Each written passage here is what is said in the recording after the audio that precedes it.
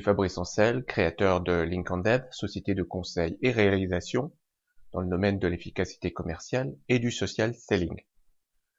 Dans cette vidéo, nous allons voir les attentes des fournisseurs et des revendeurs concernant les programmes partenaires qui soutiennent une stratégie de vente indirecte.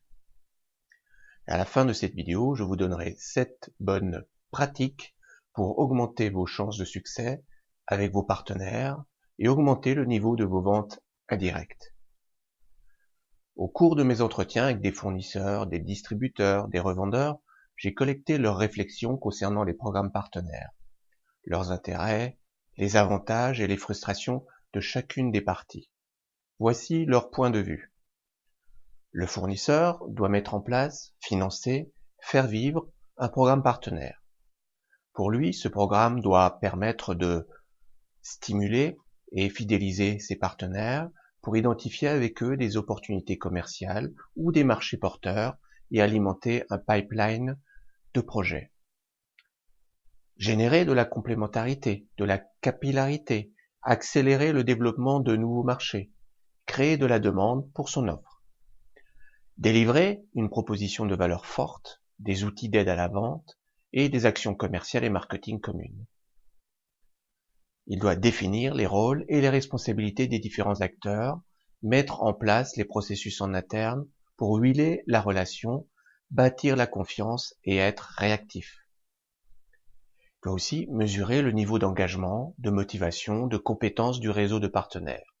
Savoir les partenaires fidèles, opportunistes, à valeur ajoutée ou dormants, et tout ça en pilotant la relation. Le pilotage de la relation consiste à segmenter votre réseau, à mettre en place un plan de formation et de certification des compétences et à s'assurer de la visibilité des partenaires sur votre marché. Il faut faire un suivi de l'activité avec une base de données, un logiciel de suivi de contact, un outil de gestion du cycle de vente.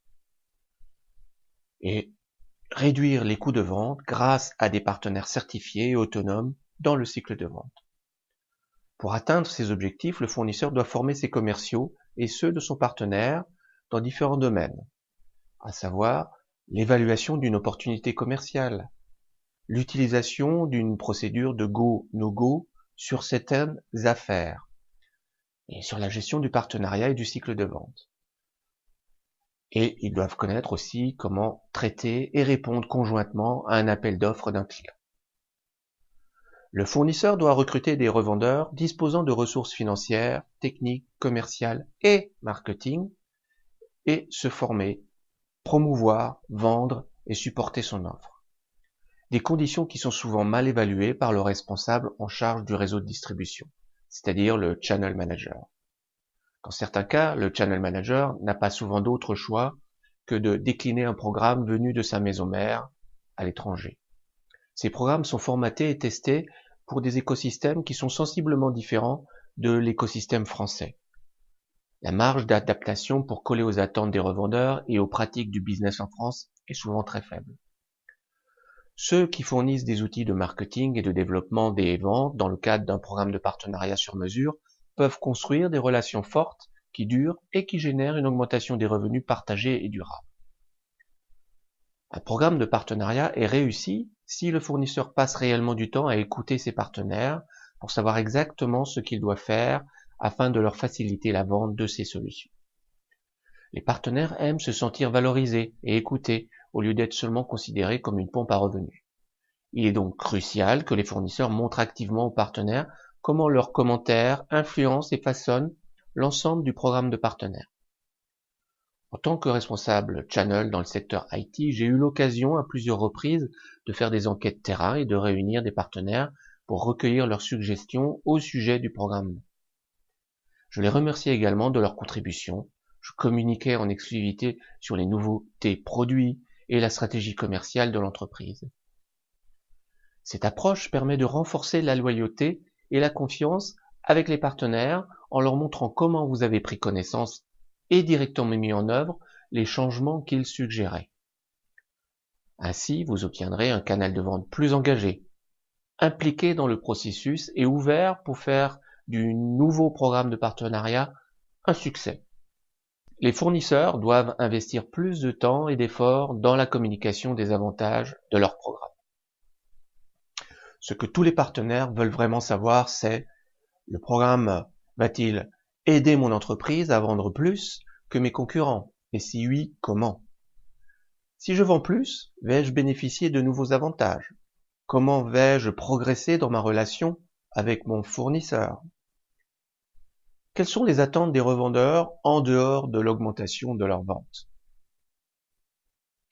D'abord, ils souhaitent un marché identifié et validé par le fournisseur. Je pense que développer un channel sans avoir au préalable validé son offre en signant des ventes avec des clients finaux, c'est voué à l'échec. C'est perdre son temps et celui de ses futurs partenaires. Il faut un accompagnement, la formation des commerciaux pour identifier les besoins. Il faut de la synergie avec les forces de vente du fournisseur. La rémunération des commerciaux du fournisseur sur les ventes indirectes est un point clé. Il faut un programme partenaire simple. Le revendeur est hyper sollicité. Il souhaite passer moins de temps à gérer des relations avec souvent plus de 5 fournisseurs stratégiques différents. Il faut un engagement rentable pour lui. Les coûts de formation et le renouvellement des certifications doivent être modulés en fonction du niveau du business. Lors de la mise en place d'un nouveau programme de certification qui déterminait un nouveau barème de marge, un fournisseur s'est entendu dire qu'il était arrogant. Sans doute une mauvaise explication et aucune adaptation de son programme au marché français.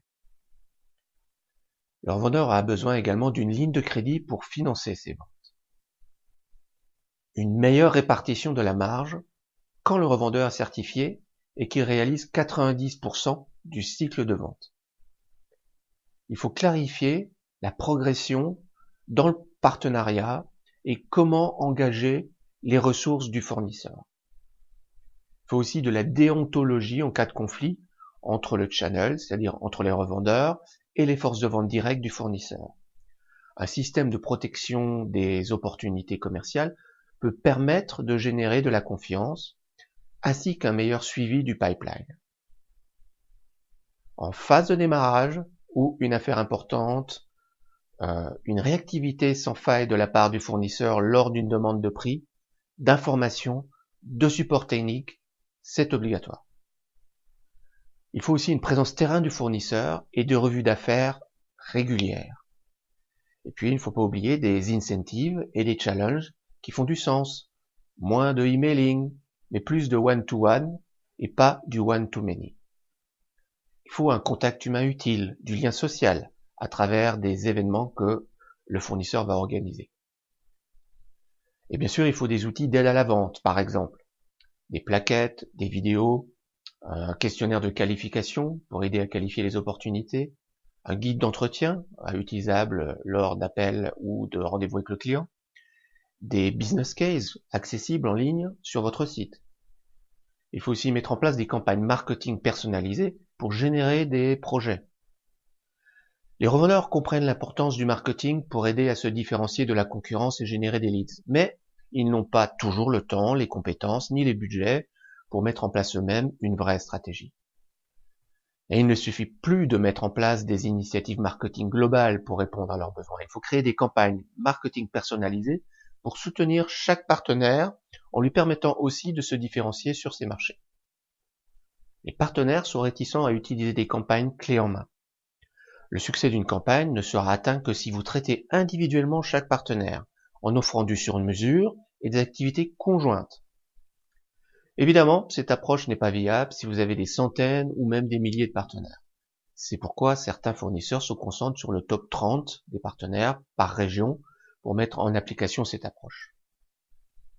Je vais vous donner maintenant 7 bonnes pratiques pour augmenter vos chances de succès avec vos partenaires et le niveau de vos ventes indirectes.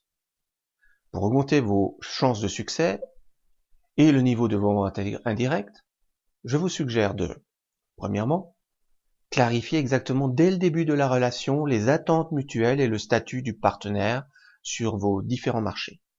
Sera-t-il un revendeur indépendant, un intégrateur de votre offre, un fournisseur de services, un installateur, un apporteur d'affaires, un vendeur en marque blanche? ou un OM. Deuxièmement, il faut allouer des ressources en interne, dédier des ressources pour le support aux partenaires, créer des postes de commerciaux indirects pour identifier, recruter et générer des ventes avec vos partenaires. Troisièmement, il faut mettre en place un modèle de rémunération qui motive l'engagement du partenaire et réduit les risques de conflit entre les différents canaux de distribution. Quatrièmement, clarifier comment le partenaire peut progresser de la phase de recrutement à la signature de la première affaire et comment il va ensuite identifier des prospects et générer un chiffre d'affaires significatif avec votre offre. Pour cela, co-signer un business plan de développement des ventes. Cinquièmement, il faut mettre en place un plan de formation des commerciaux du partenaire, un plan de prospection, un programme de génération de leads. Sixièmement, il faut clarifier comment le partenaire peut solliciter vos ressources avant-vente, après-vente, marketing pour gagner une première affaire. Vos commerciaux vente directe doivent régulièrement être informés par leur manager sur la manière et quand un partenaire doit être impliqué dans une affaire. Et septièmement, il faut optimiser votre réseau de partenaires en se séparant des moins rentables et en se focalisant sur ceux qui s'impliquent dans la vente de votre offre et qui génèrent le plus de revenus et de marge. Maintenir un relationnel étroit afin d'éviter la baisse d'intérêt et de motivation vis-à-vis de votre offre. Mais il ne faut pas oublier que les fournisseurs intelligents sont ceux qui travaillent avec leurs partenaires en améliorant conjointement les programmes de partenariat et en partageant leurs propres connaissances du marché. Finalement, c'est la définition d'un partenariat.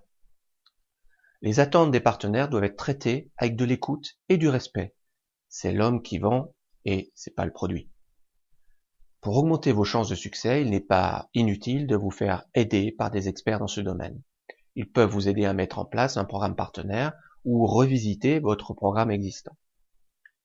Si vous vous sentez perdu et que vous avez besoin d'aide, je vous propose une prestation de coaching pour mettre en œuvre votre programme de partenariat.